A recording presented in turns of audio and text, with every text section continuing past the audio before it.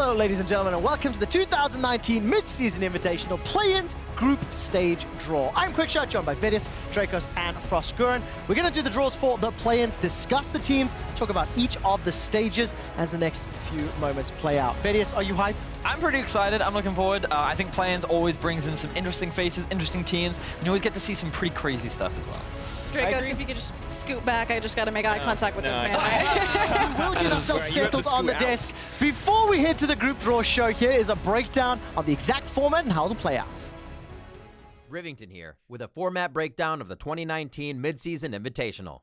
The tournament will see 13 teams from around the world compete in up to 3 stages: the play-in, group stage, and knockout stage. First up is the play-in stage, which will take place in Ho Chi Minh City from May 1st to the 7th. 8 of the 13 teams, chosen based on their historic performance and competitive strength, will be drawn from 2 pools into 2 groups. Let's get into the pools. In Pool 1, we will have the Spring Split or Split 1 champions from Turkey's TCL, Vietnam's VCS, Southeast Asia's LST, and the Commonwealth of Independent States LCL. In Pool 2, we will have the Spring Split or Split 1 champions from Japan's LJL, Latin America's LLA, Brazil's CBLOL, and Oceania's OPL. These teams will compete in a best-of-1 double round robin, with the winners of each group then taking on the representatives from either North America's LCS or the LMS. Winners of these matches will automatically progress to the group stage, while the losers will play off to see who will earn the final spot. The group stage kicks off on May 10th in Hanoi, where these 3 teams will be joined by representatives from Europe's LEC, Korea's LCK, and the LPL. The top 4 teams from the group stage will advance to the knockout stage from May 17th to the 19th in Taipei, where we'll crown the champion of the 2019 Mid-Season Invitational. Which regions will come out on top? Find out as the play-in action starts on May 1st. See you in Vietnam. 之后的话，我们也是一起来介绍一下今天参与抽签的2位嘉宾，大家也是非常熟悉来自 LPL 赛区。首先欢迎 Snake 战队打野选手 Sofen。 Well, as Sword Art, 接 they'll 下来 be 让我们 drawing 欢 the 迎的 teams 是 from the LPL respective 苏宁 pools 战 into 队 the 辅助 groups. 选手 Sword， 欢迎蛇蛇。 SOFM, the jungler formerly from Snake, and Sword Art joining Suning 在他 Gaming. 们所站的位置就是面前的1号和2号池。那么我们再来熟悉一下规则。那么我们已经根据过往的战绩以及最近的表现，将8支战队分配到1号池抽签池和2号池抽签池。先抽1号池，抽出来的前2支队伍进入 A 组，后2支进入 B 组。再抽2号池，抽出来的前2支进入 A 组，后2支进入 B 组。那么在介绍完了相关的抽签方式之后的话，让我们再一起来了解一下1号、2号池究竟有哪些队伍。1号池的战队分别是来自于土耳其赛区的1907费内巴切，来自于东南亚赛区的 Mega 战队，来自于独联体赛区的 VEG 战队，以及东道主越南赛区的 PVB 战队。2号池则是来自日本赛区的 DFM 战队，来自于拉丁美洲赛区的 ISG 战队。 So as you can see, Randong is just once again running through the different teams in the respective pools before we start drawing one at a time to slot them into groups. And I think the big thing to take away from this is teams like Mega from Thailand having a Pool 1 seed over teams from Latin America or even Brazil. And that can make some very scary group of death as we start to pull the first team now. Pool 1 going to decide so much here for the play-in teams. And of course, the draw is 1907 Fenerbahce from Turkey's TCL. A first-place regular season finish into a perfect 6-0 playoff run. And now they look to keep the TCL's reputation as a play-ins powerhouse alive, give fans and casters what they want, and a reason to keep repeating their name. 1907 Fenerbahce Esports. 1907 Fenerbahce Esports. I'm excited to see what this team can do. I believe there are a couple of new members, some unfamiliar faces, and some familiar faces coming to the play-in stage. Definitely for the EU fans as we look to the second team to be drawn here. Of course, now Fongbu Buffalo hoping not to play Fenerbahce in the group. We'll see what gets drawn. And And the next team will be Phong Vu PVP Buffalo. Fans of Vietnamese LoL are no strangers to this powerhouse. PvP have once again dominated their region and will look to make a statement on home soil. And of course, European fans should be very thankful of Phong Vu Buffalo for their efforts last year at the World Championships, causing those upsets that really helped G2 advance. Key players to watch are, of course, their mid laner Null, as well as Big Koro and Pallet. Their bot lane was something to be trifled with. And of course, when you look at Vietnamese League of Legends, NA fans might be feeling a little bit uncomfortable, as I believe both these teams have been drawn into Group A, and the winner of this group will play Team Liquid. So, next up, wonder who is going to be? yeah, big question. Filling out Group B. Group B looking a little bit easier for the rest of the Pool 1 teams. That Who will the face top expecting? the LMS Flash Wolves. Mega will be locked in. Vega 战队 And classic again, if Mega choose to go forward, they will then face the Flash Wolves. So a classic GPL versus LMS rivalry. Now, the Thai representative from the League of Legends Southeast Asia Tour, Mega were favorites for the entire tournament, and they didn't drop a single game in the run to MSI. And a lot of names that you are going to be familiar with, players like G4, players like Lloyd, once again showing up on the big stage here. So no strangers to Plan's competition. We'll see what they can do this 还有 time 最后 around. 一支，有请 Solven。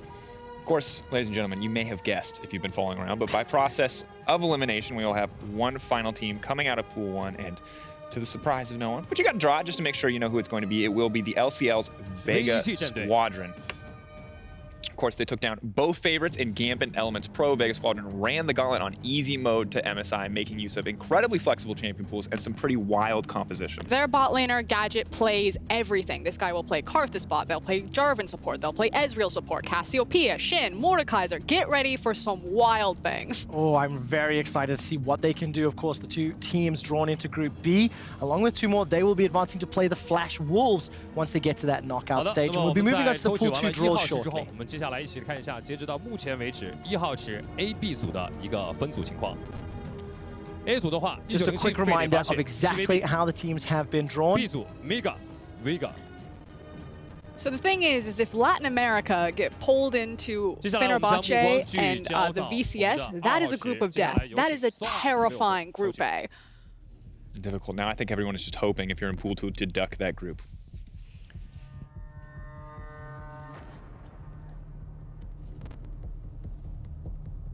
Oh no!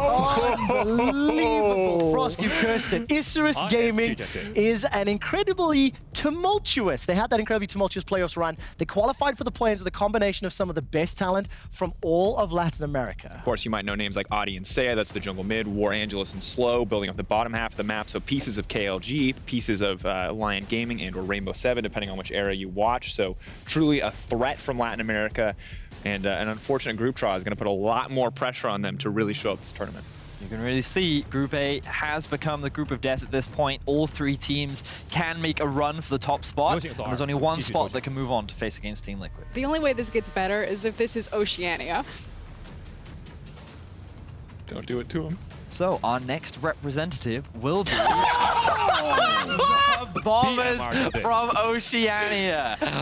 After a split-long domination, a brand new OPL champion has been crowned. It's time for Oceania to once again take a stab at international success, and this may be their best chance yet. Be sure to stick around until the draw show is completed. We're going to discuss exactly why everybody on this desk is celebrating and discussing this group of death, but we don't have time just yet. This is hilarious. Oceania always draws the short end of the stick. They always have competitive rulings leverage against them. They never get to show their full power, and they were just drawn into the group of death when they have their best possible chance. I mean, two teams remaining at this stage will be INTZ or DFM. Both are going to head into the same group. It will not change their seeding or anything else, so it's just a matter of who we're going to look at first, and it will be INTZ Esports. Of course, for this team as a whole, surprising for them to be here. It was a dramatic upset over Flamingo Esports. INTZ returning to the international stage to try and reclaim some of that former glory, and not just for themselves, for Brazil as well. And that's what really needs to be underlined here. No one expected INTZ to be here as the Brazilian representative. Flamingo were dominating for the entire split, but to run it back, it's a miracle Cinderella story, but the uphill battle has just now begun. And absolutely for Envy and Shinny, the two huge components of that win, have to be feeling good to move into a group like this. Who's next, Vedius? That does mean that the LGL's representatives, DetonatioN, FocusMe, will be rounding out the group. And I mean, when you look at this group, this could be the year for Japan. This could be the year that they finally make it out of groups. You think back to last year's Worlds performance. You think about how so far this year they've had a fantastic season once again.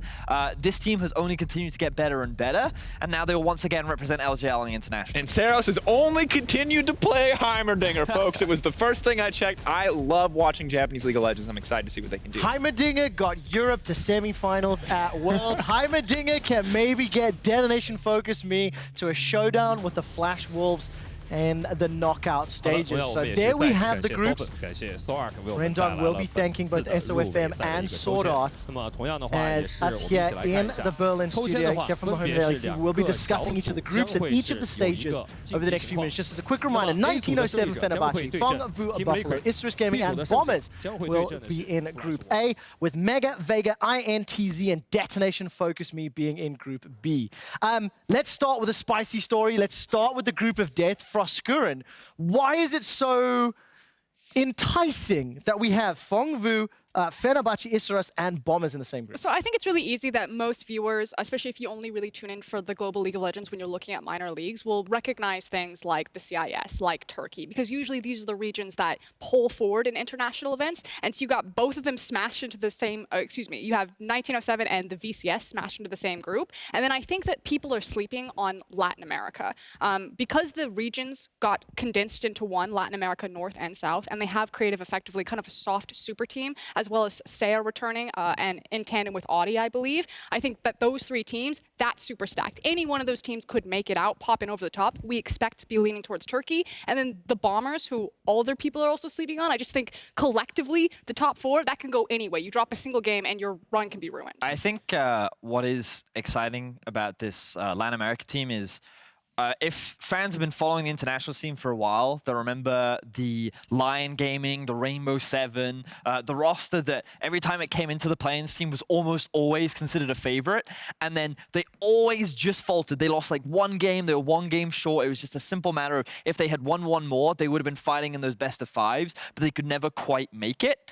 And now what they've done with the regions combined, they've almost made what is effectively, as Frost said, a super team. So you still have some of the star players from that old Rainbow Seven roster combined with some of the star talent from the KLG as well. So that's why it's quite exciting to see what this combined roster can do, and if it fixes some of the issues that so many of these star players from Rainbow Seven had in the past. But at the end of the day, it's still a brutal draw for literally every single team in this group, because we have 3 of the 4 perceived top teams in this group. The only person who managed to make it out was the LCL, and if they had been a Pool 2 team, who knows?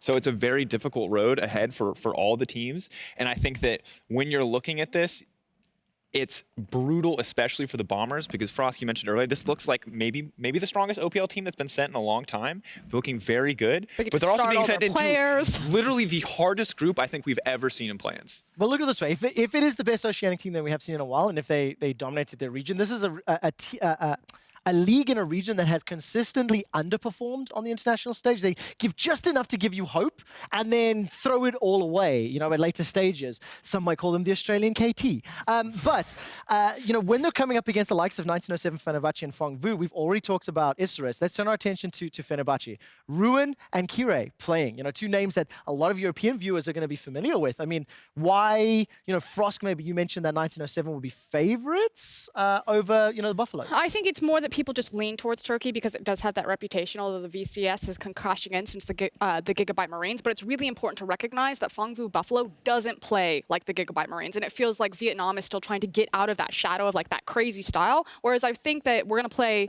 a standard, clean League of Legends, fundamental league, and if that's the case, then I have to lean towards Turkey because I've been very impressed with their top side of the map. Yeah, when we look at the top, I mean, Ruin and Kire, especially Kire, the MVP for the regular season, was absolutely unstoppable. Their final versus Supermassive was the first time I think we saw them very contested in the lane phase as a team as a whole, and you did see weaknesses show.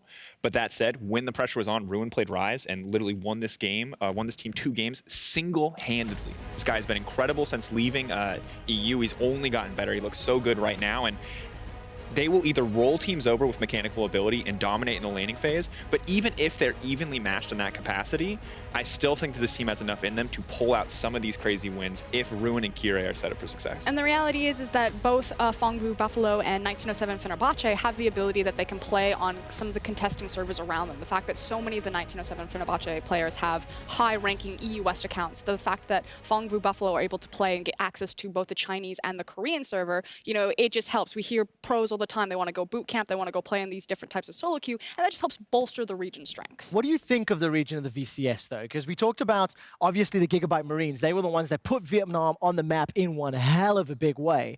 But then last year at Buffalo, they stepped up, and while they didn't have the same explosiveness, shall we say, that the Marines did, they did pick up some upset wins. They were a big part of the reason G2 was able to advance, get that tiebreak, and make it out of group. They almost knocked G2 out of Worlds last year as well. So like, but you know what I mean, gift right? and the curse. So while they may be in the shadow of the excited story of Marines, it's still a respectable region and still a respectable organization. I mean, like, so from what I recall from last year, they were still a very hyper-aggressive team. A lot of the aggression usually stemmed from their jungler, and their top laner in particular was one of the players that I always kept my eyes on because of I mean, it was his Jace that impressed me the most, but in particular, like, I still don't think that they're a weak team. I think that this team alongside 1907 Fenerbahce will 100% be the two favorites. But yeah, it's definitely an explosive group.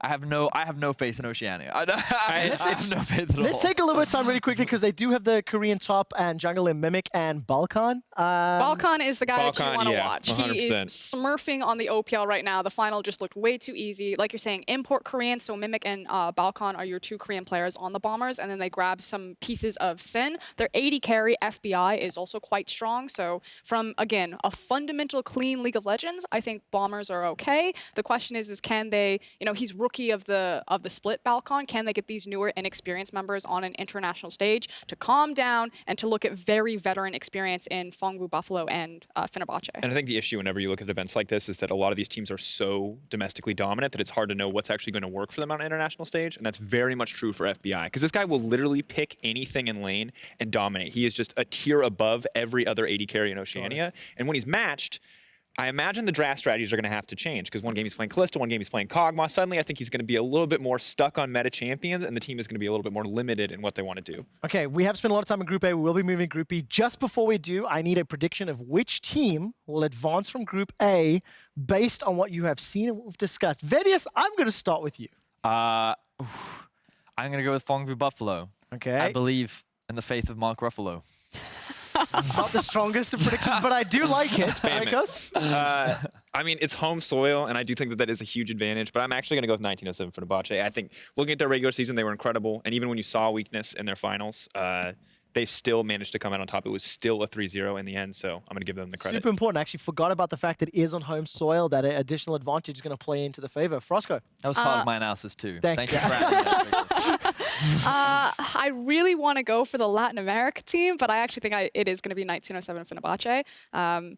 Again, I think the top side of the map is really strong. It's really hard to gauge all of these regions. I will say this about Latin America, it's not as top-heavy. A lot of times when you look at minor regions, it's like there's one really good team, and then because they just have better players, either they imported or they got all the star players, that they just brute force victories. I don't think that's true for Latin America. I think that the league holistically is much closer, and I think a lot of people are sleeping on this team. I think most people will grab towards, again, CIS, VCS, and TCL, and they'll forget about them, and these guys, they may not escape the group, but they will decide the group. Well, there we go. 1907 Fenerbahce from two of my analysts is the expected at this stage, of course. We'll see what happens once the games start. Let's move on to Group B. The four teams that will be battling in Group B. Mega, Vega, INTZ, and DFM. Where do we want to start, Frosco? Let's start with CBLOL, actually. Let's go. I'm going to put you on the spot. INTZ, what's your take? Vega. I know they were not the team that was expected to win, and I know there are Brazilian fans unhappy. Tell me why. That's basically it. So Flamingo was dominating this region. They're an offshoot of our traditional sports brand. They basically, everyone was like, yes, we're going to send this team. And then INTZ at the very end just squeaked it out. Hard carry performance from their mid and jungle duo right there. And that's basically it. It's about how much experience can these guys get on an international stage? What form is Brazil going to be? And a lot of the community sentiment around the CBLOL is that for the third year in a row, they haven't sent the best team from the region.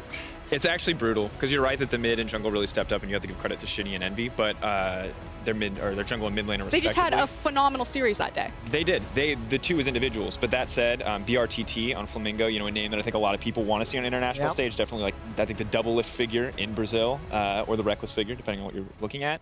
It's reckless here. Literally smashed every single laning phase. This man was up like 20, 30 CS every single game except for one where Mills played Ashe, and they were getting demolished. They were 5K down in so many of their games, but they came back. And that tenacity, I respect it wholeheartedly, but you cannot drop 5K in anywhere else. Brazil is much slower. Teams struggle to close games, but here, if you drop 5K to any one of these other teams, you're just not going to have a chance to come back. And it's also the fact that these bot lanes in particular in Group B, they can play through their bot lanes. Both Vega have the bizarre champion pools in their bot lane, as well as the fact that Lloyd, Mega, will also play, like, Kalista is one of their big carries to play through bot lane. DetonatioN, FocusMe, Utapon has been around forever, so they'll like to play through their AD carry. I want to turn my attention to Utapon, DetonatioN, FocusMe, the biggest fan outside of Japan. Vedius here. Always a believer. He has been repping the LJL since its initiation, and you've been wrong more often than not. So, why should we listen to you this time? You know, like, cast the LGL, right? Cast the LGL before you cast the LGL. I did not hear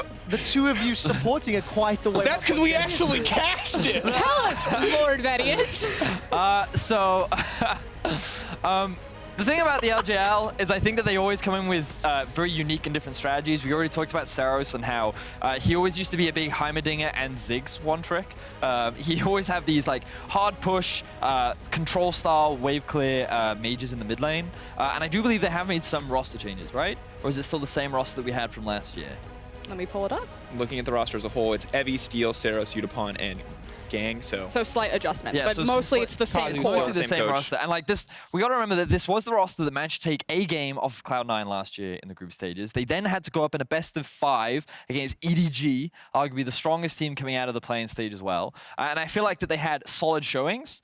And I felt like that through domestically, they've only shown growth from the learnings that they made at Worlds. So I feel like Japan as a region has only continued to slowly get stronger. And I feel like that, no, they're not going to be the strongest team in the playing stage. That's a first. I haven't heard that out of him. Okay. I'm not going to pretend that they are the best team. However, as far as groups go, this is definitely the best group that they could have asked for. Okay, that is fair. That is fair. If you want to be fans of Japan, I think that's super easy to get on board with this team. They've been around forever. They have some of the biggest brands. They're super fun. If you look at any of their poses, they always go for like wacky anime poses. If you like anime memes, if you like anime in general, underdogs, Cinderella stories, like just be a fan of DetonatioN, FocusMe. Any game they're playing, just get in there and just start spamming it. I just didn't expect that line. Let's turn to Dracos. Let's talk a little bit about Vega Squadron and talk about how, you know, what you're going to expect out of them. This is, of course, the CIS representatives. They took down Gambit, who went to Worlds last year, for example. No.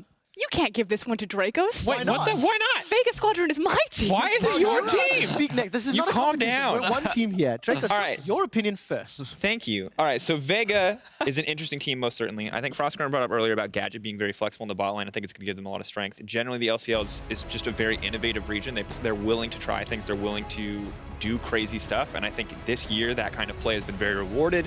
We've seen it from G2 as well. This team, though, does have some very clear weaknesses. Their jungler really struggles. This guy has a lot of deaths. He does for a lot of aggressive plays that backfire against him. That said, their mid laner is an absolute monster, and in a tournament stacked with mid lane talent, that feels like a prerequisite to go any further.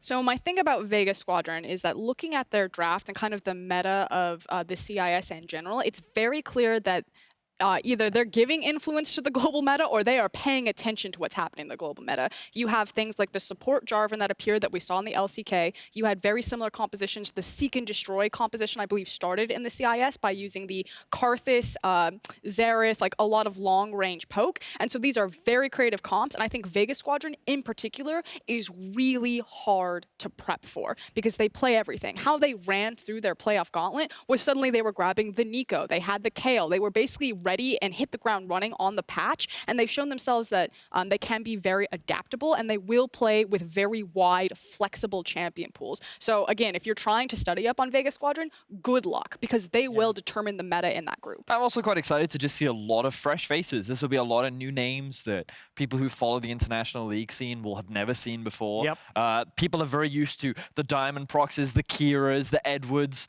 kind of representing this region. And this time there will be 5 new players to the international stage, along with Oceania and a couple other regions. And I think that's quite exciting, you know, see what this new blood can bring to the international stage. And talking about that as well, let's move on to the last team in this group that I haven't touched on yet, from the LST, which is now the League of Legends Southeast Asian Tour, if I recall correctly, Team Mega. You know, Frosco, what do we make of this? First of all, Southeast Asia, you know, having a type of similar format to that of EU Masters, but it's Mega that came out on top. So it is the Thai representative, and how it works is you have 5 countries competing. Again, Thailand succeeded over the Philippines, Malaysia, Indonesia, and that's why they're representing. They were the heavy favorites here. Empire, who they defeated in the finals, tried to make a stand, but basically these guys ran through the online qualifiers, the minor nationals, the qualifying tournament, and the best of 5 final, and they didn't drop a single game. These guys have not lost coming into MSI, which then begs the question, can they play from behind? Because against this group, it's not just going to be a cakewalk. Yeah, that's definitely the case. And of course, for any fans of any of the international events, the 2 Southeast Asian players that just never, ever stop making it to the international stage. Lloyd. G4 and Lloyd. These are guys that I've seen so many times. Dracos, Mega, what's your take? I mean, the concern for me is that, so when the VCS split off, right, there was this huge power vacuum, and clearly the next strongest region was Thailand, and specifically these players, G4 and Lloyd, that you bring up. The thing is if they have continued to dominate this region uncontested, it's not a good sign for their continued growth. Yeah. Right? If they're just winning over and over and over and over again, it doesn't always mean that the team is developing. Now, I'm excited and I would be happy to be proven wrong, but it does not fill me with like absolute confidence. I would rather see them lose games and improve from it than just continue to smash that region. And I know everyone will focus in on G4 and Lloyd because of the names that people know, but their Korean jungler, I think it's pronounced Jun, is actually smurfing. Now again, that was against various levels of competition. Yeah. Who knows if he can take that to the international stage, but a lot of their success is based around a very carnivorous carry jungler who has good map reads and seems to be everywhere that he needs to be, but he's always looking for an aggressive play. So again, is this a team that if they fall behind, will they change their play style, not try to go aggressive, or will they just continue to throw plays out and get caught off by desperation? Well, we're going to find out, and Frosk, I'm going to put you on the spot first. The 4 representatives from Group B, only one of them advances to take on Flash Wolves. Who will it be? I think it's going to be Vega Squadron, but I also over-indexed in the CIS when I was watching them. Now, the thing is community sentiment isn't there. A lot of people were very upset that Vega Squadron got there, but I think it was because they took down a lot of well-known names like Diamond Prox and Kira, but they beat Gambit multiple times over the course of the year. Like, clearly Vega showed them to be the superior team, but even the analysts in the region, most of them voted for Gambit to win. So I think people are sleeping on Vega Squadron. I think they're a lot better than people make them out to be, and I think because they are so creative with draft picks, they're not just abusing OP picks. Like, if you can abuse it, use it. Yeah, fair enough. Dracos, prediction. I think the LCL and Vega is definitely the safe bet, but I'm actually going to go out on a limb and predict Vega. I think that, or not Vega, Mega. Mega? Yeah. The elephant? The elephant. Because bringing up the strength of jungle, I think that's going to be a huge thing. And I think when I look overall at Vega as a team, I think their biggest weaknesses in the jungler are, and I think that given like highly carnivorous style, if you can find and exploit mechanical differences, I think that's the easiest way to find wins in a stage like this. And Mega definitely have the tools to do so. Here's my one pushback. So I agree with you that Vega's jungler looked like one of their weakest members, but he's in a region whose jungle meta seemed to be controlled by Diamond Prox. You know, like he actually had competition in the jungle position in his region. That's if you consider Diamond Prox competition. Well, there were other guys. I'm just throwing that name out because people know that name. I think it's once again LCL safe bet. He already lost, Trevor. I do love the man. I do love the team, but there is a point where you have to look at it. Nevertheless, moving on. So Andy, my analyst brain says that Mega, in my opinion, would be the favorites. I'm very much in line with Dan and Dracus' line of thinking. I think that when you think of they already have the consistent core. There's a lot of international experience, and they've only enhanced arguably some of their weaker members. I think expectations should be pretty high for this team, personally. But the fanboy in me has to predict LJL. So I knew you were going to say. So that was your brain's response. Your heart's response. My heart's response. Goes with Detonation. This is the group. This is the year. This is Japan's year. I am not acknowledging the heart's response on this one, though I will remember it. Okay, so just as a quick reminder, one team from each of these groups will advance to the knockout stage. If the winner, whoever wins from Group A will then move on to face Team Liquid. Whoever wins from Group B will then move on to face Flash Wolves. What I like to talk about is both Team Liquid and Flash Wolves independently. Let's start with the easier one, Flash Wolves. They did it again. They started in round 2 of the gauntlet. They took down AHQ 3-2. Then they moved on to Mad Team and they won 3-0. It's just another Flash Wolves. Trevor. It's another, attempt at the international stage. Trevor, I'm just gonna push back because everyone, every single year is like, how good is the LMS? How good are Flash Wolves? They do well at MSI. I still don't know. The point is that this team has been completely gutted and had to rebuild from the ground up. The key players of Sword Art and Maple are now playing over in the LPL. They lost multiple coaching staff, and not just Flash Wolves, but the region as a whole. So much of their infrastructure has moved over to participate in the LPL that, LMS is just so top heavy. And I almost just want to throw it and say, you cannot make any predictions or analysis about how this region is going to do because they seem to learn so much when they hit the ground on international tournaments. And I think it helps Flash Wolves that they're here in the plans, so they're there early, they're already boot camping, and that most of their growth will be done right now. Now, one of the advantages they do, I believe they still retain Betty, right? Yep. But a lot of the other roster is different. Hanabi, I think, is still there as well. Yep. So I'm still quite optimistic because last year in MSI we had a lot of doubt around Betty, and then he showed up at the tournament as well, and I feel like Hanabi has always been a bit of a weakness, but I haven't watched a huge amount of the LMS recently. I've still got a lot left prep in terms of that region. Fair. But I think that Frost makes a very valid point in that you never really know what to expect from this region or these teams. Even the Flash Wolves, there have been many times where expectations have been low. We predicted them to play poorly. And then last year in groups, I think they went 5-0 in their first set of games, right? In the first half of groups. So this is a team where I very much agree with Frost, where the moment they start scrimming with teams, the moment they get into this environment and they start preparing, they're a team that seems to only get better, comes in with good strategies, come in well prepared, and I think they're just a bit of a wild card, and you never really know what to expect. And that's kind of the thing, right? Is that in years past, if this was still the same Sword Art, Maple, even Karsa core of this team, you would go, all right, well, we'll see them in the main stage and we'll see how they do. And that's where you'd ask questions. Now you're asking questions in the plans in the specified double elimination. Yeah, sure, they're still the safe bet, but ultimately the LMS has historically been an incredibly top-heavy region, and when their best talent leaves, you have to wonder how good are they going to be actually. I absolutely acknowledge everything, but put a percentage to me, right? If we still assume that Flash Wolf should be the favorite to take down pretty much everybody in Group B, I mean, is that fair to say, first of all? Yes. And then if yes, what odds do you give them? Are we talking 70-30, 80-20, 60-40, Dracos? I think it's tough. I think it depends a lot on who they're going to face. I think that generally they're just going to get better practice in solo queue, and because of once again regionalism, where they're able to play, where they're able to queue, I think that they should be stronger individually. So I still think it's 70-30 for most of the teams they play, but I think it really does come down to how good, for instance, a team like Mega or Vega. God, I really hate that rhymes. It's going to be so tough to play by play. Vega. Good luck handling that one.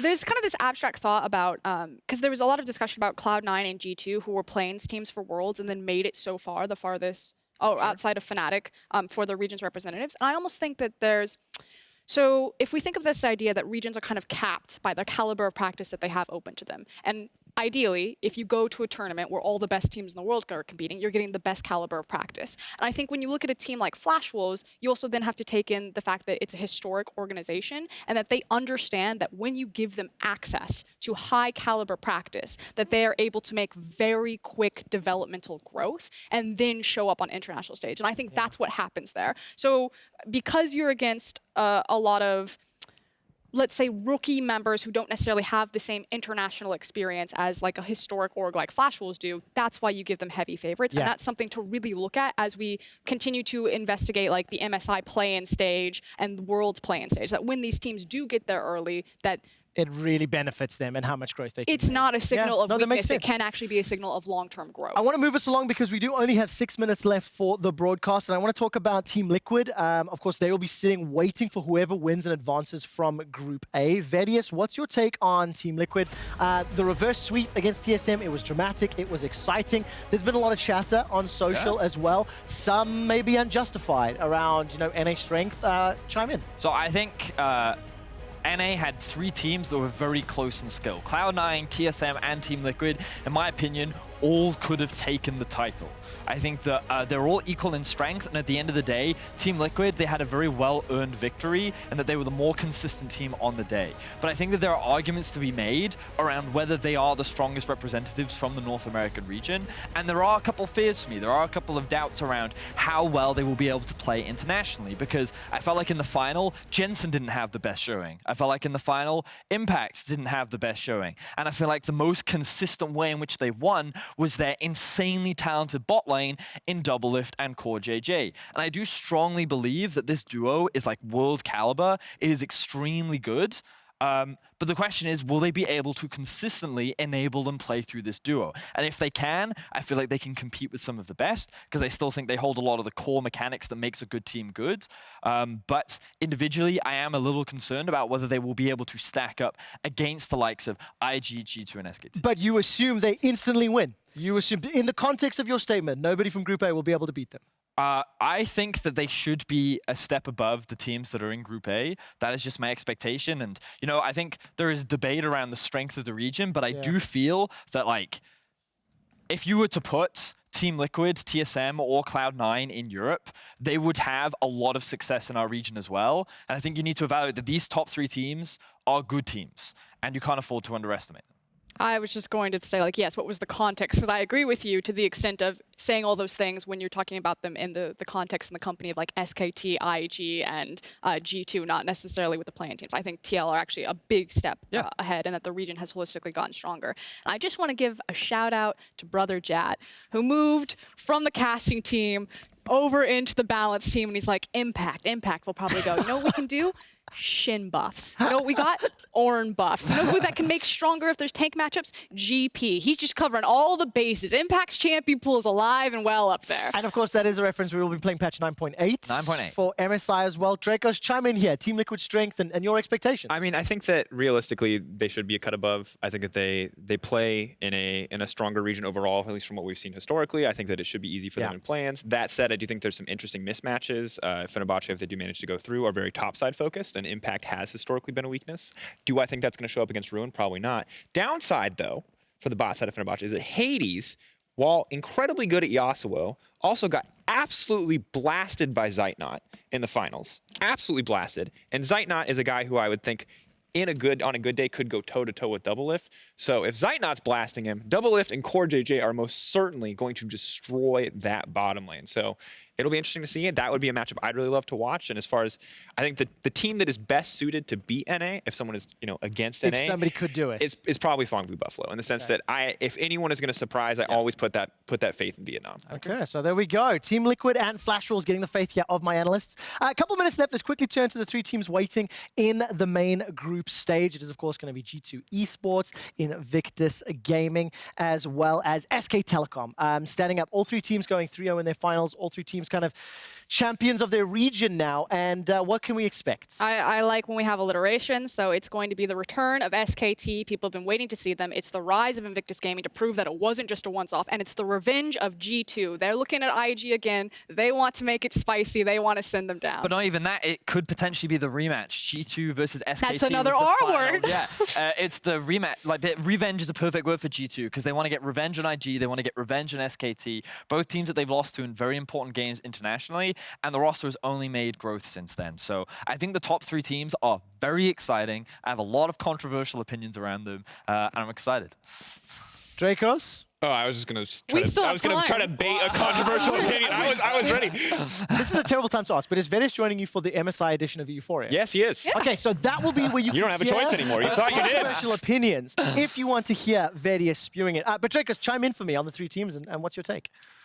I mean, I'm going to be honest, I've been very focused on plans, but from what I saw pretty much exclusively in the finals, I think that this is the first year where you can reliably predict Europe to have a big shot. I think top 2 is the safe prediction in my eyes, but I think that last year at Worlds, while Europe looked great, it was still surprising how well we did. My controversial opinion. I do want to jump on this one point really quickly. Mickey, in an Instagram post, mentioned that his wrist injury may actually hamper him and inferred, but did not directly confirm nor say, that he may not actually play at MSI. How much does this hurt G2 Esports? Now, G2 were very kind in replying in the Reddit thread and explaining that we do expect Mickey to play the majority of games, but the concern that they have right now is the amount of practice and scrim time that he has with the team relating to his wrist issues. Now, depending on how it goes, that obviously may change closer to the time, and if Mickey doesn't play, I think the caliber of that team definitely drops. I think we saw that when G2 play on full power with Mickey,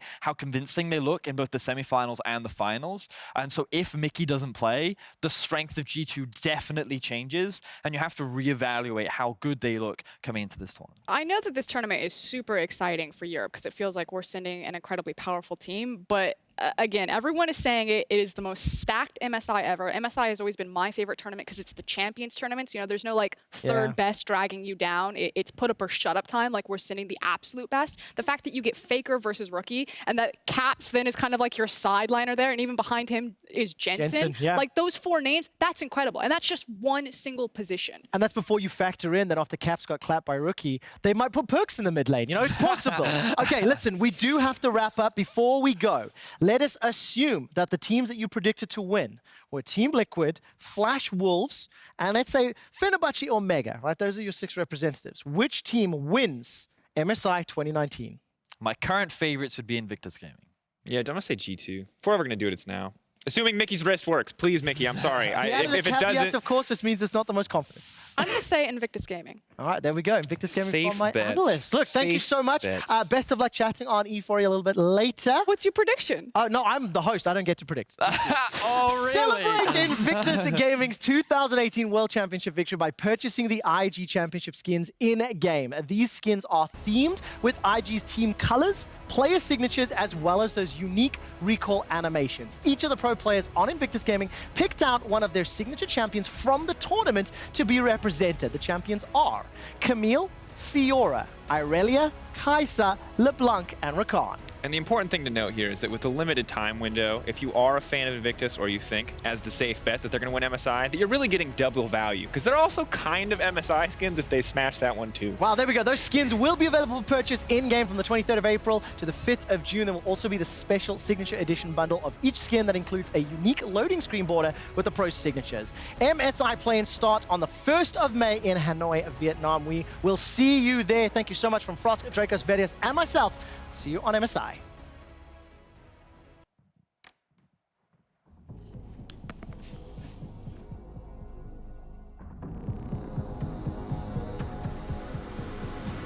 There's no time for redemption.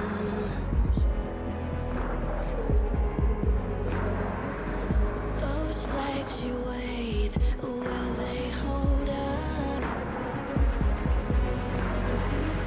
Don't cry for your vengeance.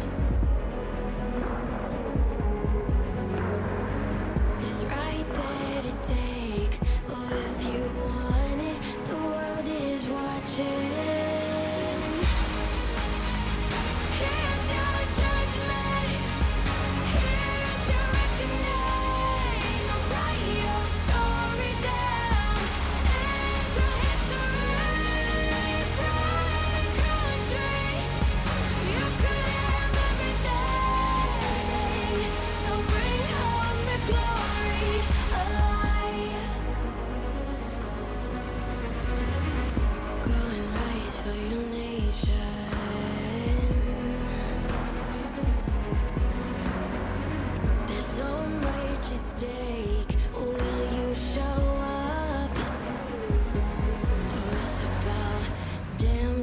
For a little salvation.